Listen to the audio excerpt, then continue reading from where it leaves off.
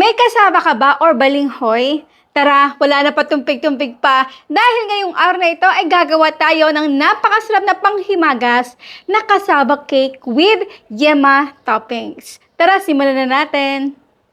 Una, ibabalta mo muna natin yung ating kasaba. So, ito kita nyo, meron siyang outer layer na makapal na balat. Sa balat yan, ayan, natatanggalin natin. At yung inner core nito, o may mga hibla-hibla yan sa pinakagitna, yun ay hindi natin kakailanganin at tatanggalin natin.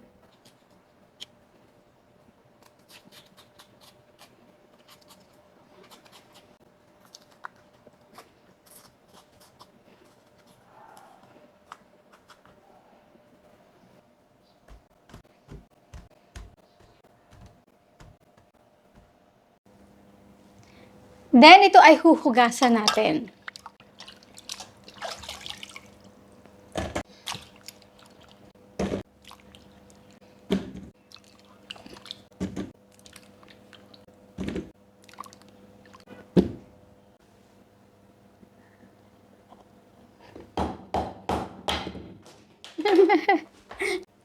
Yan, so ito yung mas malinaw. Ito yung ating tatanggalin na yung pinakaloob or yung fiber. Ito kasi yung pinakamahirap or mahirap na i-digest natin sa ating tiyan. Kaya tatanggalin natin yan.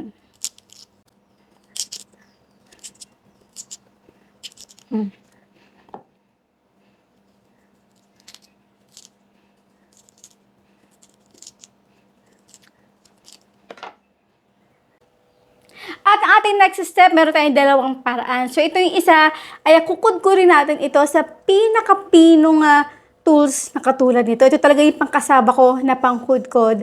At yung pangalawa naman ay blender. So, kung ito ay meron kayo nito, ay hindi nyo na yan kakailangan pakikiwain kasi pwede na itong gamitin at na-director yan kayo din. Pero kung gagamit naman kayo ng blender, ay hiwain nyo ng maliliit ang inyong kasaba.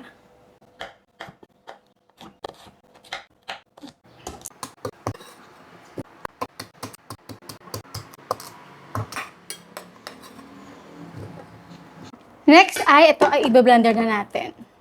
So, maglalagay lang tayo muna ng mga 3/4 na full na ating blender kasi medyo marami yung ating kasaba. Meron ako dito isang latang evaporated milk pero hindi ko to ilalagay lahat. Para lang kumbaga mag-blend yung kasaba natin at yung pinaka-liquid nito. Pulse lang ako, ha? 1 minute.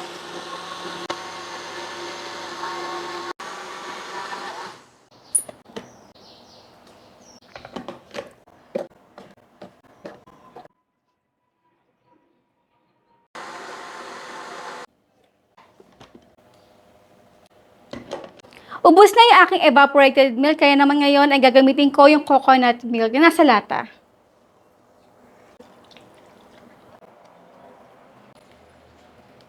In another bowl, eto, maglalagay na ako dito ng 3 medium size ng itlog. Ating asin. Then, haluin natin. Ilagay na natin dito yung ating unsalted butter. 2 teaspoon ng vanilla essence. 2 teaspoon ng vanilla essence. At na ating 400 grams na condensed milk. Haluin natin.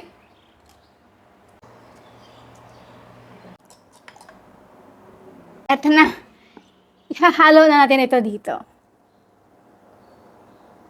At haluin natin na maigi. So, ito ay titikman lang natin kung okay na yung aking panlasa o pantamis. Medyo natatabangan pa ako ng konti, pero ayoko na malagyan ng condensed milk. Kaya naman mag-a-add pa ako dito ng half cup ng white sugar. Okay, so tikman na natin kung okay na yung tamis nito. Perfect. Hindi siya masyado matamis kasi yung ating yema toppings, doon tayo babawi. Okay, so this aside, nga pala yung ating gagamitin pang molda dito, ito yung foil, na ito ay may sukat na. So ito ay may lapad na 1.5 inches. At ito naman yung nasa loob ng ating oven. So dito ko na yan ilalagay yung ating foil container para naman hindi na tayo pa isa-isa pa na ilagay ito doon sa loob mamaya.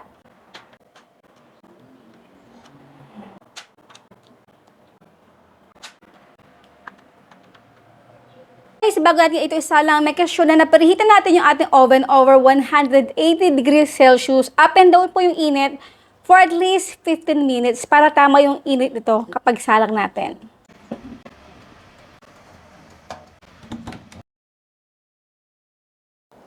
Ito ha, para naman sa ating yema toppings, ito ay kakaiba. So ito ay medium size na itlog at syempre yema. No? Kukunin lang natin dito yung pinaka-egg yolks nito. Yan. Wala muna tayong apoy dito ha, pinch of salt. Na habang ko ito inahalo, ay ilalagay ko na dito yung ating 400 grams ng ating condensed milk. Kaunting vanilla essence, mga half teaspoon.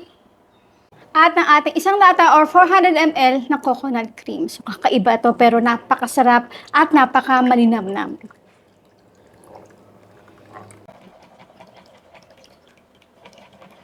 So, medyo lumabnaw yung ating mixture.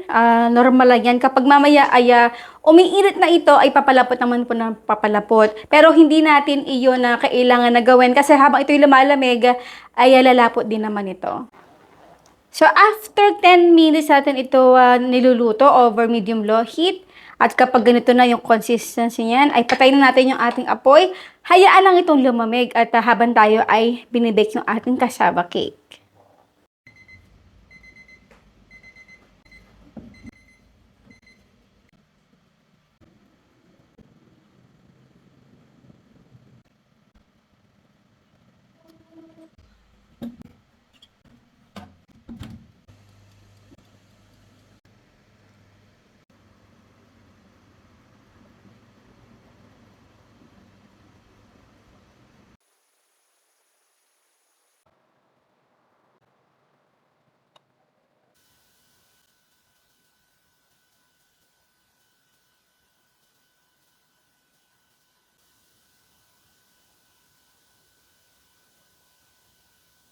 Wait, kumabala.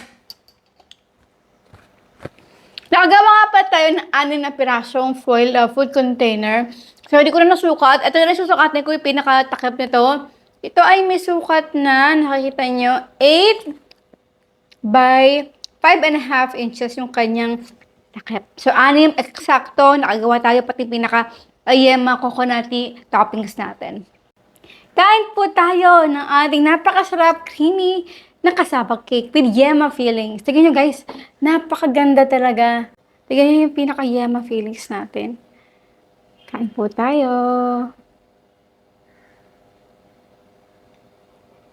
Lambot. Ito ay nalagay ko na sa ref, hindi katulad kagabi. Alamin naman na talagang super soft. Pero ito talaga nag-set siya talaga after natin mailagay sa ref.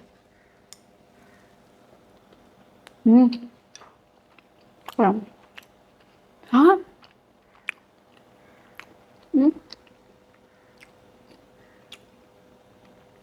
Ito guys number 1 rule natin sa paggawa ng mga kasaba na to.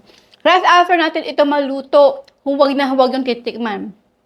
Kahapon, medyo na-dismaya ako. Sabi ko, hindi ko to ipapublish yung video na to. Kasi pag right after kong malasahan, di ba hindi natin pinigay yung ating kasaba, nandoon pa rin yung yung lapo o yung pinaka-liquid ng kasaba natin. Kasi yung iba pinipiga pa. Pero tayo, diretso na ng blender.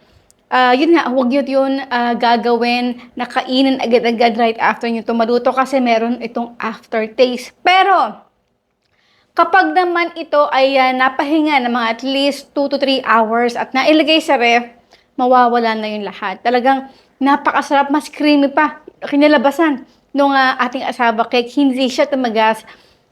Katulad ng pinipiga natin, yung pinakakatas ng kasaba. Napakasarap, grabe guys. O, see? Tignan nyo. Para makunat, takiki yung dating niya.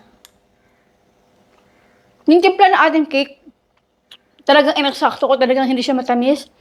At yung ating yema coconutty toppings, guys, the best combination. So, ayan po guys, maraming po salamat sa lahat ng ating outro. Keep safe, be healthy, and be happy. Bye!